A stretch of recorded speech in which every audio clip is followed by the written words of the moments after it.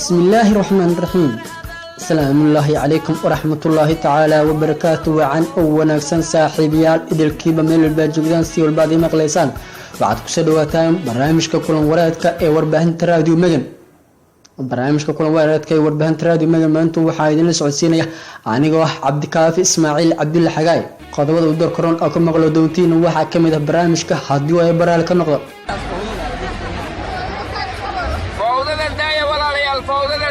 فوضى هلا دايو أنا اسمه قلو فوضى هلا دايو أنا اسمه قلو فوضى هلا دايو أسقري قدري تتكا وحا اللوطة ذي حبسك أيا اللوطة ذي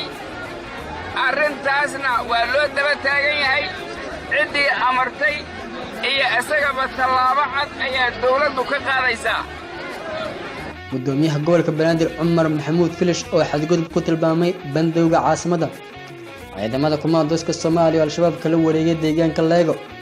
baranbax ka dhanna ciidamada dawladda oo maanta ka dhacay degmada Boondheere iyo siyaasi aan arintaasi ka warastay fiqi oo ka hadlay sababta uu doortay wasiirka amniga Galmudug Somaliland oo go'aan ka soo saartay COVID-19 magan radio magani radio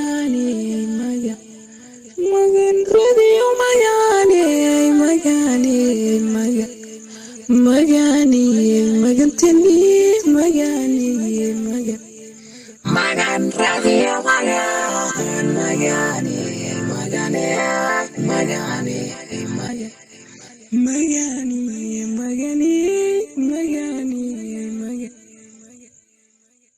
aan ku bilaabay ciidamada kumaandooska Soomaaliya ayaa la shabaab kala wareegay deegaanka Leego ee gobolka Shabeellaha Hoose. saraakiil ka tirsan kumaandooska Soomaaliya oo la hadlay warbaahinta dawladda ayaa sheegay in ciidamada kumaandooska Soomaaliya ay laba jiho ka weerareen deegaanka Leego ee gobolka Shabeellaha Hoose. sidoo kale saraakiisha kumaandooska waxay sheegeen in gudaha deegaanka ay ka fuliyeen howlgal baaritaan ah oo lagu xaqiijinayo amniga. kumaandooska ayaa howlgalka ku soo qabtay laba gaadiid oo shabaabka ay ku daarinayeen qaraxyo iyagoona howlgalka ay ku burburiyeen kaydka hubka al-shabaab ee gobolka Shabeellaha Hoose. gudoomiye Filish oo xadgudub ku tilmaamay bandowga caasimada waxaa qaada dhigaya Faysal Cabdikariim Maxamed. gobolka Banaadir Umar Maxamed Maxamuud Filish oo degmada Boondheere kula hadlay dadweyne banaabax ka dhigay ayaa sheegay inuu ka xun yahay dadkii shacabka ahaa ee xalay lagu dilay Muqdisho. gudoomiyaha ayaa sheegay in ay tilaabo ka qaadi doonaan askarigii dilka shacabka xalay ku dilay Muqdisho oo gacanta ku hayaan hay'adda ammaanka. dhacdada xalay dhacday waa mid aan idin la qaybsanayno xarunkeeda. dhacdada xalay dhacday waa mid aan idin la wadaagayno xarunkeeda. mar haddii aan idin la wadaagayno talaabaha aan qaadnay ayaan idin sheegaynaa. talaabaha aan qaadnay dhacdadii xanuunka lahayd ee xalay dhacday talaabaha aan qaadnay ayaan idin sheegaynaa. xalay si mas'uuliyad darro ah ayaa laba qof oo shacab ah wuxuu ku dilay askari booliis ah. askariga booliiska ah ee dilay shacabka Soomaaliyeed laayay ayaan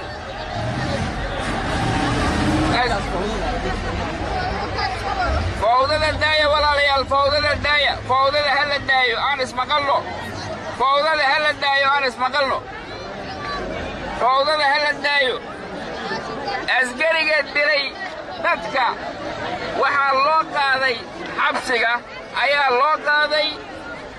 arrintaasna waa loo daba taagan yahay ciddii amartay iyo isagaba tallaabo cad ayaa dawladdu ka qaadaysaa.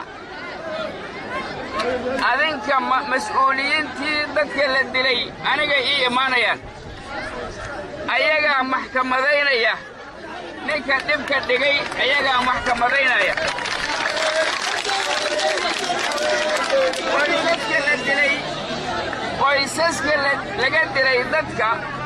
ee aniga oo isku safa ayaa maxkamad la fuulayna. waxaan rabaa mar hadday intaasu dhacday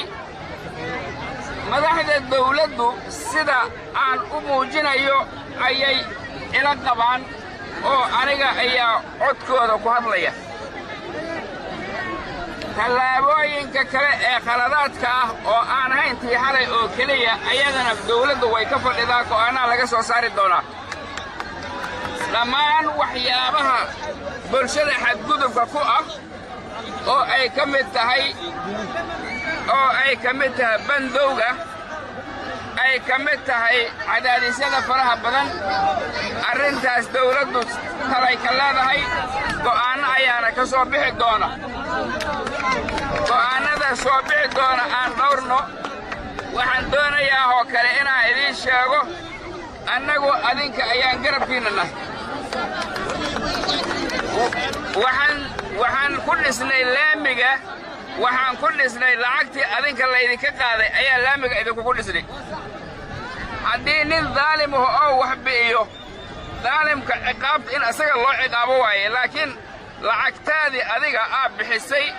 inaad baabi'iso ma aha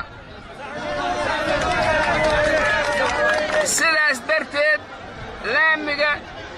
iyo meelaha danta guud oon annagu leennahay oo canshuurtiinna lagu dhisay aan wada ilaashanno cid kasta oo edab darro iyo wax aan munaasaba ahayn kula kacda bulshadana sida aad dareenkiinna u muujinaysaan ayaan idinkaga mahadcelinaya khaladaad kasta oo dhaca si nabada ayaan ku muujinaynaa sida aynaan u oggolayn haddana annagoo muujinayna dareenkeenna ayaa haddana waxaa loo baahan yahay inaan magaaladan annaga magaaladeenni ah ee burburka ka soo kabanaysa inaanaan burbur u soo celin oo aan taxadirkeeda lahaanno waxaad og tihiin burbur in laga soo kabanayo dadaallo badan ayaa loo maray in burburkaas laga yimaado wiilal badan oo idinka mid ah wax yaraan ismaqalno raallahada dhalinyaro raallahada bandowga waan ka hadlay bandowga waan ka hadlay aan ku celiyo mar kale dhegaysta bandowga aamus aan idinla hadlo dhegaysta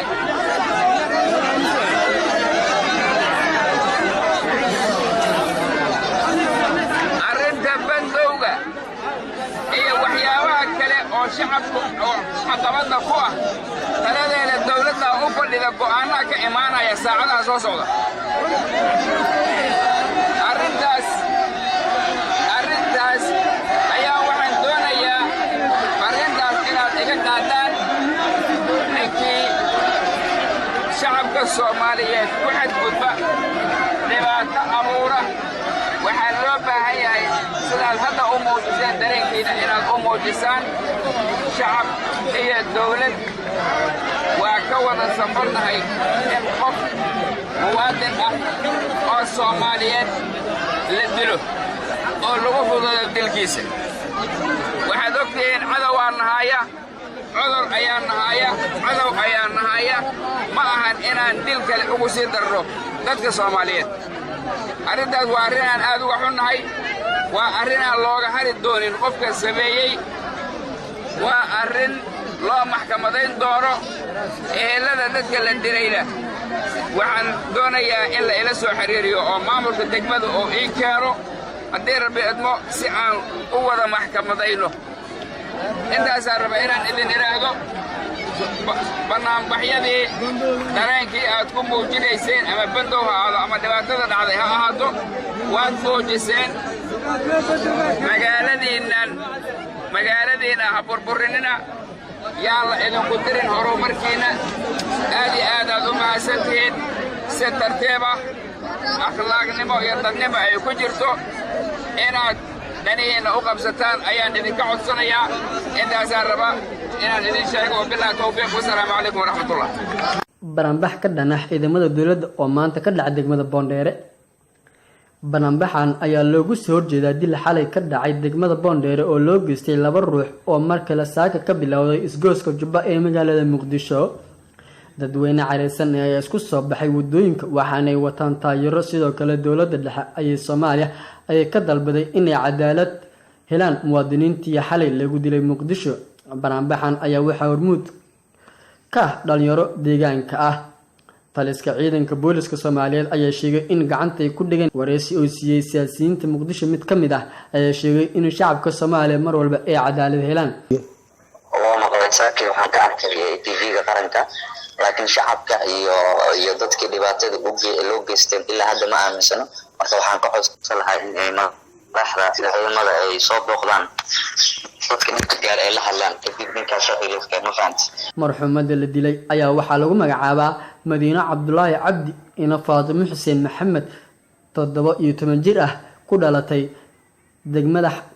Xamar degan degmada Boondheere. marxuumka la dilay ayaa waxaa lagu magacaabaa Xasan Cali Cadaaw ina Faatimo Cali Xasan 24 jir ah ku dhashay Boondheere degan Xamar. indhaweyga meelowda gabay waanigan marine hayeeshee haddaan maaga waa mirayaaya marti loo yaqaan baan ahay macalinkeedii aan mutuqiya maantoo kalaamuulka kiciyaaya keedkayga gabay haddaa hadalla soo tuuro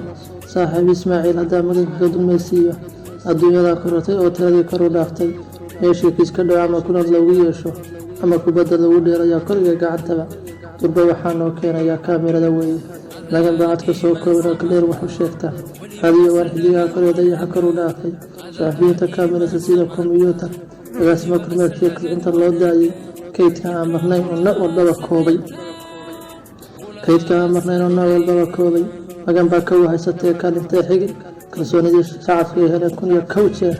Canada, Korea iyo koonfurta dul joogno kaafma kismaayo UK kaliyeeda koonfurta America iyo koonfurta Albeedba kalsoonidii shacabka ee heleen 1001 jeer magan baa ka wahaysatee kaalintee xigi.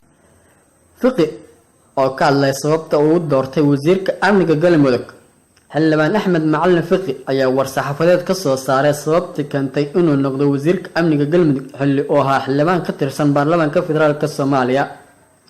fiqi ayaa xusay go'aankiisii siyaasadeed uusan waxba iska bedeli doonin isla markaana uu doortay inuu Galmudug u shaqeeyo si loo helo horumar. Somaliland oo ku dhawaaqday go'aamo ku saabsan ka hortagga COVID-19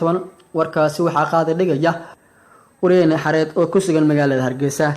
wasiirka wasaaradda horumarinta maaliyadda Somaliland Saacad Cali Shire oo xilli warbaahinta ayaa soo bandhigay go'aamo dawladdu gaadhay oo ku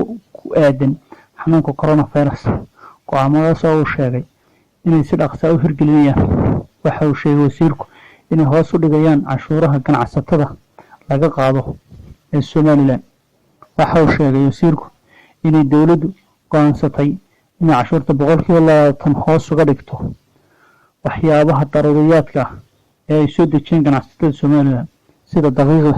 bariiska, sonkorta, saliidda iyo baasada. waxaana dawladdu go'aansatay inay si dhow la socoto ascaarta ay ka mid yihiin raashinka iyo dawooyinka iyo shidaalka iyo agabka lagaga hortagayo xanuunka coronavirus. wasiirku sidoo kale waxa uu ka warbixiyay halka ay marayaan sanaaduuqa Somaliland ugu tala gashay la dagaalanka iyo ka hortagga xanuunka caabuqa coronavirus. waxa uu sheegay in Somaliland samaysay 3 sanduuq. sanduuqa koobaad ay ugu tala gashay in lagu horumariyo lagu caawiyo dadka ay waxyeeladu ka soo gaadhay xanuunka coronavirus. taasoo ay dawladdu ku shubtay $1 milyan oo ay ku caawin doonto dadka waxyeeladu ka soo gaadhay xanuunka coronavirus. sidoo kale wasiirku wuxuu sheegay sanduuqa labaad in loogu tala galay gargaaridda iyo taakulaynta ganacsatada yaryar oo waxyeeladu ka soo gaadhay xanuunka coronavirus. kaas oo uu sheegay wasiirku inay dawladdu ku shubtay $1 milyan oo lacag dollarka Mareykanka. sanduuqa saddexaad waxa uu sheegay wasiirku inay ugu tala galeen la dagaalanka xanuunka caabuqa coronavirus oo ay ku shubeen $500,000 oo dollarka Mareykanka.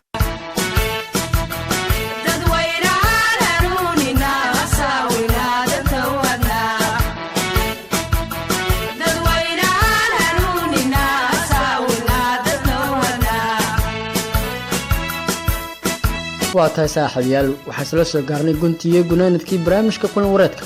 barnaamijka inta hawada ka baxaya waxaan ila socodsiinayay anigoo ah cabdikaafi ismaaciil cabdulle xagaay halka farsamada waxay farsameynayeen farsamayaqaanka caasimadda muqdisho ismaaciil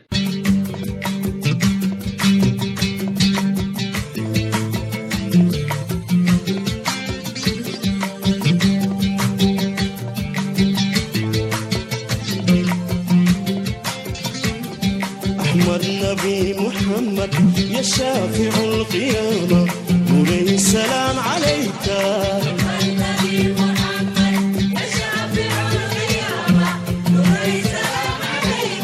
أحمد نبي محمد يا شافع القيامة نوري السلام عليك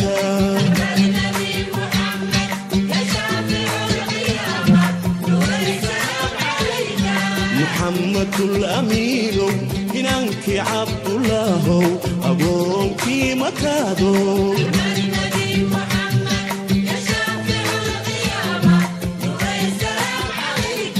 محمد الأمين إنك عبد الله أبوك مكادو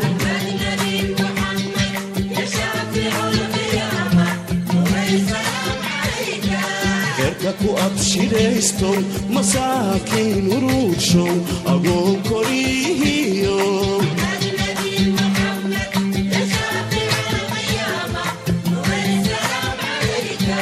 herka ku abshiraysto masaakiin uruudsho agoon korihiyo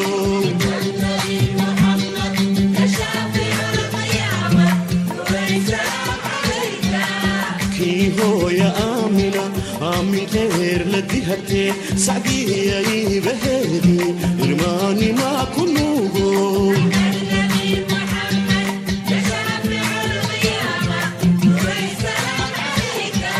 كي هو يا آمنة من غير لديهتي سعدية يبهدي إرماني ما كنوغو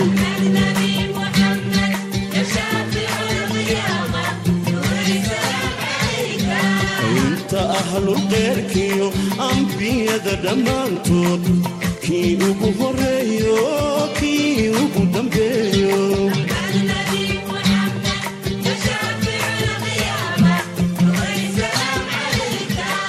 أنت أهل الغير كيو أنبياء دمانتوت كي أبو هريو كي أبو دمبيو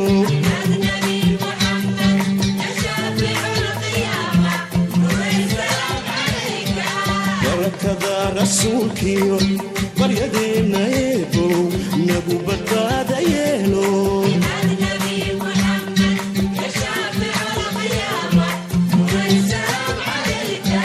بركذا رسولك بريدنا يبو نبو بداد يلو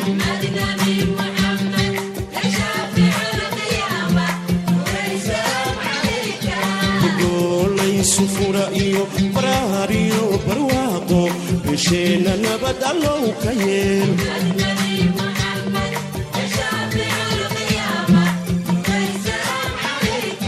بقولي سفورة إيو براريو برواقو بشينا نبت اللو كيين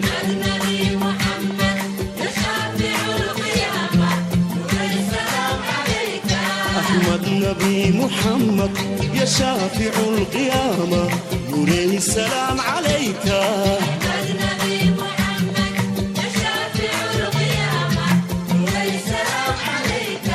أحمد نبي محمد يا شافع القيامة نوري السلام عليك